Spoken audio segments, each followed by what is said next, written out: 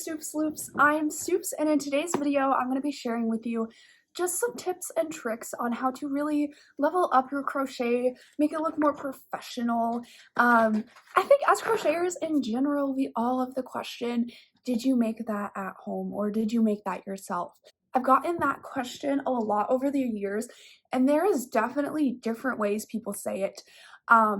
People can say it in a very condescending way. They, even if they are not a crocheter, can tell when something looks off or looks handmade and maybe not the nicest way, and they will ask you that question in not the nicest way. I've been crocheting since I was a little girl. I've done it on and off throughout my life, but as I've gotten older and have been able to dedicate more time to it, I've seen a lot of improvement very quickly. I would say over the past year, year and a half, I've seen the most improvement in my crochet than I have my entire life. Part of that, I believe, is I've been getting into making garments. And that has really taught me a lot. Let's get started and get into the tips. I believe I have 7 here for you.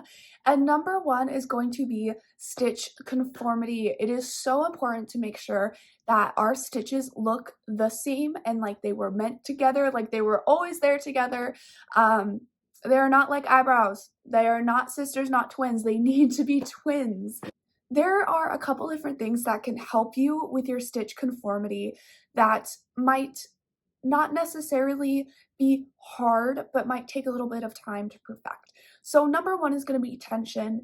Tension, tension, tension. You need to focus on your yarn tension, the size of the loops that you are pulling up. You want everything to be the same. Now, this doesn't necessarily mean that you need to slow down your crochet process.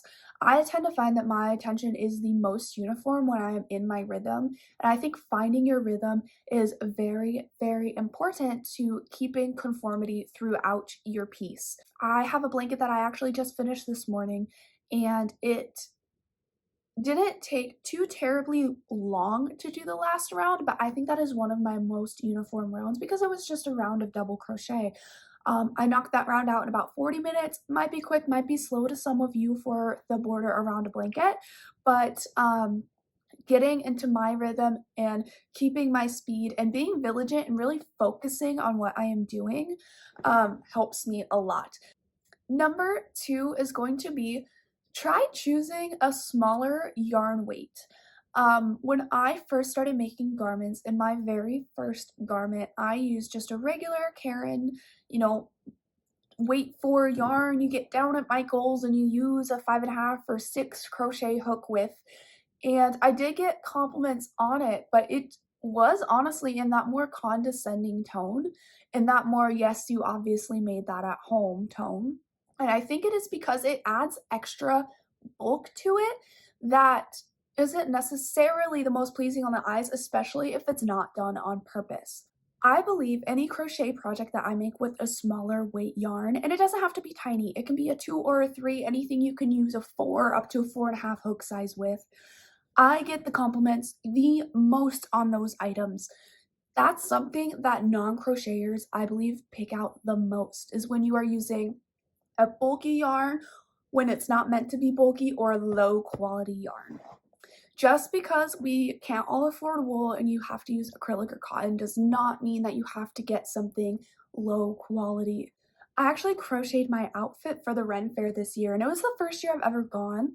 And I went with some of my friends who are also crafty but not crocheters. And even people who I showed pictures of what I made, like at work, one of my coworkers picked up on it. And she even said, I think part of the reason I don't like crochet garments is because they look so bulky, because they use a large amount or a large size yarn, I mean. And this is also something that I saw at the Ren Fair with my friends. Other people who made their outfits or crocheted aspects of it, they would point out and be like, wow, their yarn or their stitches look so much larger, it just doesn't look as nice. And that's not to say that those people didn't do a great job, and that they didn't put their heart and soul into that. I'm just trying to point out that this is something that non-crocheters, I believe, pick up on the most. And like I said, it doesn't have to be an expensive yarn. There's a lot of great resources online where you can get yarns that are acrylic or polyester or cotton. I think cotton is a great fiber, um, that are a little bit smaller. If you are able to get those higher quality yarns, that obviously is a quick way to upgrade your crochet and make it look better. But if you're not doing these other tips, yarn can only take you so far. Another thing, if you're a crocheter, you're probably gonna know what I'm gonna say, and you probably hate doing it. When you finish a project, you just wanna be done with it. But blocking is so, so important. This is something that I honestly rarely ever do, and I need to do a lot more, and I have been doing a lot more. Blocking just relaxes your stitches. It can help you cheat that uniform stitch that you want if things are just ever so slightly off. Um, Especially if you are making a garment, when you wear it over time, if you make it to perfectly fit you with how the stitches are without blocking, and then you wear that 2, 3, 4 times, it's gonna start to stretch and it's gonna start to drag, and the drape may be better. However, that garment's not gonna fit you anymore. You have to bring that into your design process. You have to bring that into your sizing process. And overall, blocking is just gonna give a really nice drape to things. I rarely, if ever, would block blankets. I just finished a blanket today and I am going to block it. And I've blocked one or two in the past, and it just makes it look so much better. It's so much more beautiful and drapey, the uniformity of the stitches. It just overall makes it look more professional. The next thing is going to be adding some sort of edging to your projects.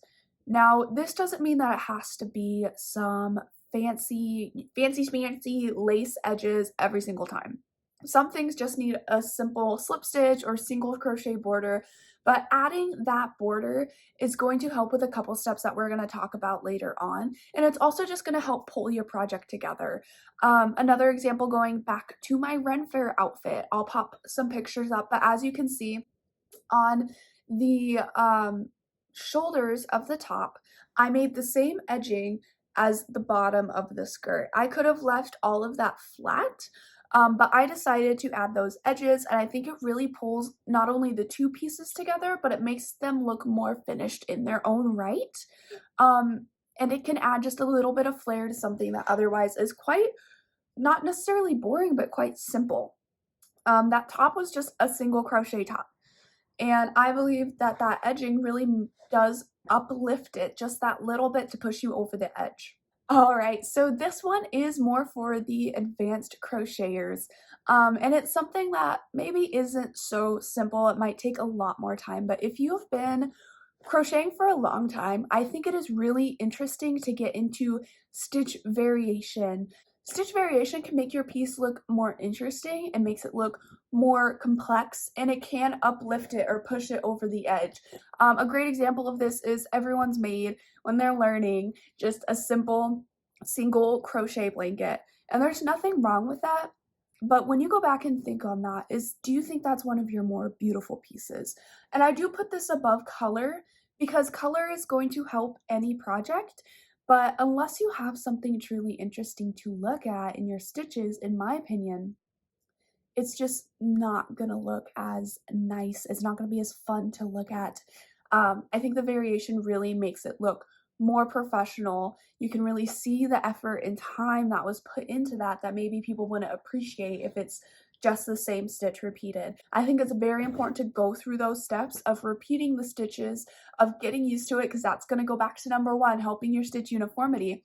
But once you're past that point, I think trying out new stitches, trying out new patterns, just learning different techniques or ways to do things to add more variety into the mix is going to make things so much more beautiful. And kind of going along with some of the last points, I think adding some sort of structure to each of your project is really going to help. Obviously, blocking helps with structure, but even if you block a project, over time it can warp. It can kind of ruffle in places that you don't want it to ruffle, and you can always reblock it. But once those stitches are stretched, they're stretched. So this can be something simple as like a border, adding edges, some slip stitches to give it more structure, more rigidity to help it keep its shape that you work so hard to achieve. You don't want to lose that. Another thing is stitch variation. A lot of, patterns with stitch variation, they're overlapping, or they're doing like a back post crochet, or they're connecting in a way that they're not going to easily pull and stretch apart out of place. Again, this not only helps it look more professional, but this is going to help your project last over time. The next tip that I'm going to talk about, I kind of already spoke on, but color palette can be very important. Obviously, color palettes are going to come down to personal preference. They're going to be different for every person on what they think is beautiful. However, the main thing that I want to touch on is color saturation and color vibrancy are two different things. I think when you go to Michael's and you see that vibrant, bright, I'm always drawn to those Karen cinnamon cakes because they're so beautiful and just fun to look at. But when you start using it and you get right down to it, you realize the colors aren't the most saturated. And some of the yarns that have more dull colors, I'm drawn to the greens and browns of the world. They can be very saturated and then they can be very, very beautiful in their own right. Vibrant color does not mean saturated, and I think some people can fall into the trap of wanting to use those bright, vibrant colors, but I do think in some of my previous endeavors that I've done in crochet that was to its detriment. All right. So now that I am covered in my past projects, I think some comparisons will do us well to kind of drive home the point of what I'm talking about. So going to color vibrancy versus color saturation. It's not picking up well on camera, but these are some pretty vibrant colors. They're very beautiful. They're in your face. You see this and it's screaming, "Come home with me." However, when you compare it to something like this, and this is more of a luxury yarn, it is a superwash merino wool, hand-dyed, you can see that color is going to be uniform throughout. And even though, you place these two together, this is a darker, more dull color, but it looks more saturated in my opinion. It's more beautiful and uniform than something like this. Something like this, you also get a lot of color bleeding, which, it's not the end of the world, but I like to avoid if necessary. So next are some cardigans that I did. So I have the first cardigan here that I ever did about 1.5 years ago.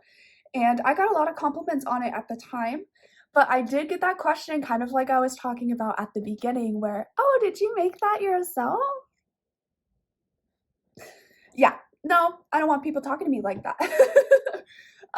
And I still do love this. It does need to be fixed because your girl can't make a magic ring. I already had to do the other side like immediately, but whatever. Yeah, the arm sleeves are going different ways. But as you can see, I did use the Karen. I did use a bulkier yarn, and you can see gaps in my stitches. I think overall the stitch variation in this is really good, but the bulkier yarn, you use a bigger hook, it leaves bigger holes. And I never blocked this. It's curling. It's just not the greatest work that I can do, and it's not how I want to be represented. It's also, it's the granny hexagon sweater. It's the same throughout, pretty much all the way. My color palette is individual to me, but the colors are not as saturated as I like my colors to be these days. However, I did do my border that I like that really does pull the piece together. I did borders, cuffs on the sleeves to really pull it together, and I'm still very proud of that. So when you compare that cardigan to something like I've made more recently, this is the Lotus Mandala Duster, and you can kind of see how things are different. So this has a lot of drape to it. It has been blocked. You can see my stitch variation even just in the sleeve here. And obviously I didn't design this. It was part of the pattern, but I did kind of tweak it a little bit to fit how I wanted it to.